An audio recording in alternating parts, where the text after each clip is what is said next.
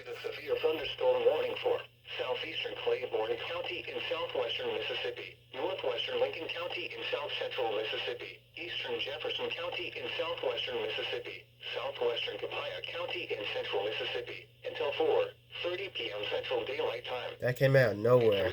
3:47 p.m. Central Daylight Time, a severe thunderstorm was located near Bilo, or 17 miles southeast of Port Gibson, moving southeast at 10 miles per hour. Hazard, 60 miles per hour wind gusts and quarter-size hail. Source, radar indicated. Impact, hail damage to vehicles is expected. Expect wind damage to roofs, siding, and trees.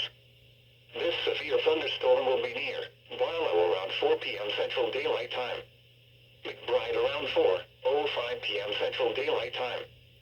Allen, Pleasant Hill, Casino, and Union Church around 4:30 p.m. Central Daylight Time. For your protection, move to an interior room on the lowest floor of a building.